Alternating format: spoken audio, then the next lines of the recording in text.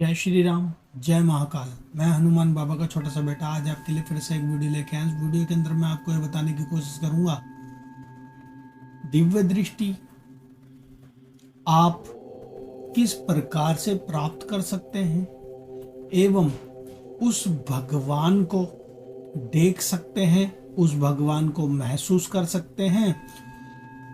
इसी विषय में आज मैं आपको बताने की कोशिश करूंगा। इस वीडियो को ध्यानपूर्वक सुने एवं देखें।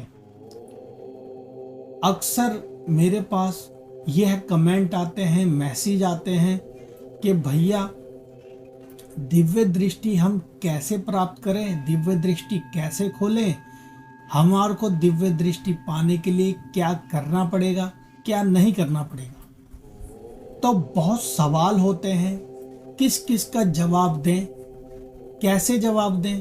तो आज यही मैं आपको बताने की कोशिश करता हूं इसी वीडियो में। दिव्य दृष्टि, दिव्य दृष्टि पाना जितना आसान है उतना ही मुश्किल भी है। दिव्य दृष्टि कई व्यक्तियों को उनको बचपन से ही प्राप्त होती है, कई व्यक्तियों को पूर्वजों से भी अपने दिव्य दृष्टि प्राप्त हुई होती है, कई व्यक्तियों को बहुत मेहनत के बाद प्राप्त होती है और कई व्यक्तियों को उनके देवता के जरिए प्राप्त हो जाती है, कई व्यक्तियों को सवारी के जरिए प्राप्त हो जाती है, कई व्यक्तियों को अपने गुरुदेव के जरिए प्राप्त हो जाती है। जैसे गुरुदेव उनको कोई शब्द देते हैं, मंत्र देते हैं, दीक्षा देते हैं, दीक्षा रूप में उनको जो भी मंत्र देते हैं ना, वह मंत्र जाप करने से उनको दिव्य दृष्टि प्राप्त हो जाती है। अब दिव्य दृष्टि क्या है यह भी मैं आपको बताने की कोशिश करूंगा। दिव्य दृष्टि एक ऐसी सिद्धि रूप में काम करती है जिससे आप आंख बंद करके, आंख खोल करके उससे आप सामने वाले व्यक्ति के बारे में सब चीज पता कर सकते हैं। दिव्य दृष्टि का अर्थ ये नहीं कि आपके आंखों के बीच में यानी कि माथे पे एक आंख लग जाएगी, इस प्रकार के नहीं। वह भगवान शंकर के पास, माता दुर्गा के पास होती थी, वह दिव्य दृष्टि एक अलग होती थी। और जो इंसान को मिलती है वह दिव्य दृष्टि अपने अंदर के माध्यम से मिलती है। ठीक है, अब मैं आपको यह बताऊं दिव्य दृष्टि आप किस प्रकार से प्राप्त कर सकते हैं। दिव्य दृष्टि आपको ध्यान के माध्यम से आप प्राप्त कर सकते हैं। वैसे दिव्य दृष्टि पाने के लिए बहुत माध्यम हैं, अनेकों प्रकार के गुरुओं ने अलग अलग तरीके से बताया है दिव्य दृष्टि प्राप्त करने के लिए। जो आपको मैं सरल तरीका बताता हूँ वह दिव्य दृष्टि प्राप्त करने का यह है कि आप डेली रूटीन से एक नियम बनाएं। आप चाहे स्टार्टिंग के अंदर 5 से 10 मिनट बैठें या फिर आधा घंटा बैठें, 1 घंटा बैठें, 1.5 घंटा बैठें या फिर 2 घंटे या फिर 2.5 घंटे बैठें। आपके ऊपर निर्भर है कि आपके अंदर कितनी क्षमता है बैठने के लिए उस भगवान के ध्यान में। ठीक है, अब आपको क्या करना है, अगर आप दीक्षित हैं किसी से, अगर आपके गुरु हैं और आपके पास गुरु मंत्र है, तो आपको क्या करना होता है, एक आसन लेकर के, ऊनी आसन हो या फिर कोई भी आप सफा आसन ले सकते हैं और आसन बार बार चेंज ना करें। ठीक है, उस आसन को बिछा करके एक समय पर, जैसे कि आप अगर सुबह कर रहे हैं, चाहे आप सुबह का कोई भी समय ले सकते हैं मगर समय एक ही रहेगा। अगर आप शाम को कर रहे हैं तो शाम का भी एक ही समय रहेगा जिस समय आप बैठ सकें अपनी अवस्था में, सुगत अवस्था में। ठीक है, आपको क्या करना है, कम से कम 1 घंटे भगवान का वह ध्यान लगाना है। आलती पालती मार करके अपनी आंखों को बंद करके अपनी आंखों के अंदर उस भगवान की छवि देखनी होती है। ठीक है, जिस भी भगवान की आप पूजा करते हैं, जिस भी भगवान को आप मानते हैं, चाहे आपके इष्ट देव हों, चाहे कुल देवी देवता, या फिर आपके गुरु के जरिए गए हुए जो भी देवी देवता हो, ठीक है, आपको उनका मंत्र जाप करना पड़ता है।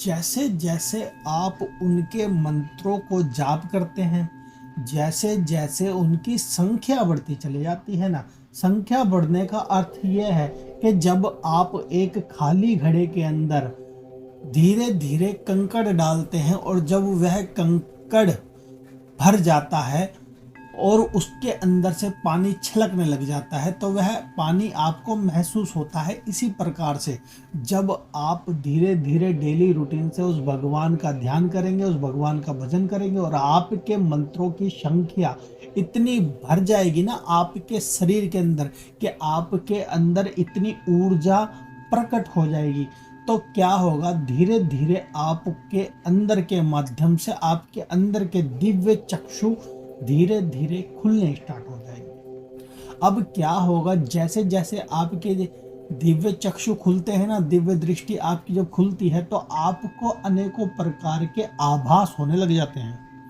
अब ये आभास कैसे होते हैं, जब आप बैठोगे तो आपके धीरे धीरे शरीर के अंदर सुन्नपन आने लग जाएगा। जिस समय आप बैठते हो केवल उस समय, ठीक है, आपको यह लगेगा कि आपके हाथ पैर सुन्न हो रहे हैं, आप एक अवस्था में जा रहे हैं, जिस अवस्था को निर्मल अवस्था कहते हैं, जिसके अंदर आपको आपके होने का पता नहीं लगता। आप इतने हल्के हो जाते हैं, आपको ऐसा लगता है कि आप हवा में उड़ रहे हैं, आपको केवल आपकी सांसें भी पता नहीं लग पाती। उस समय आपको ऐसा लगता है कि आप बिल्कुल जीरो हो गए हों, ठीक है।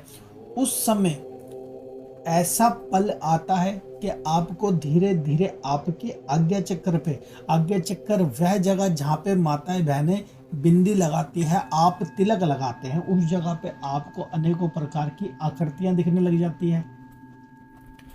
धीरे धीरे अनेकों ऐसे दृश्य दिखने लग जाते हैं, आपको कलर्स दिखने लग जाते हैं, लाल पीले हरे नीले अनेकों प्रकार के कलर्स नजर आ सकते हैं, एक रोशनी नजर आ सकती है। धीरे धीरे कार्य होता है, ये एकदम से नहीं होगा, ठीक है। फिर क्या होगा, जैसे जैसे आप बैठना स्टार्ट करेंगे और आपको अनेकों प्रकार की चीजें दिखने लग जाएगी ना, तो क्या होगा, सिद्धि रूप में आपके पास ऐसी शक्तियां आने लग जाएगी कि आप कई दफा किसी व्यक्ति के सामने खड़े होंगे ना, तो आपको उस सामने वाले व्यक्ति के मन के अंदर क्या चल रहा है यह तक पता लगने लग जाएगा। आप क्या करोगे, अगर उस व्यक्ति के दिमाग में कुछ चल रहा है तो आपको फौरन पता लगने लग जाएगा कि सामने वाले व्यक्ति के दिमाग में क्या चल रहा है। अगर उस व्यक्ति के साथ अगर कोई पॉजिटिव शक्ति है ना, तो आपको उसकी पॉजिटिव शक्ति भी दिखने लग जाएगी, उसका ऑरा भी दिखने लग जाएगा, उसके आसपास फैलती तरंगे भी दिखने लग जाएगी। इस प्रकार से आपकी दिव्य दृष्टि काम करती है।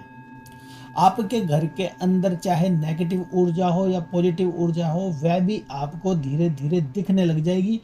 यह क्या होगा, आप बंद आंखों से भी देख सकते हैं और आप खुली आंखों से भी देख सकते हैं। इस प्रकार से आपको होने वाली बातें, यानी कि जो कल बीतने वाला है ना, आज आपको दिख जाएगा। इस प्रकार से भी चीजें होने लग जाती हैं।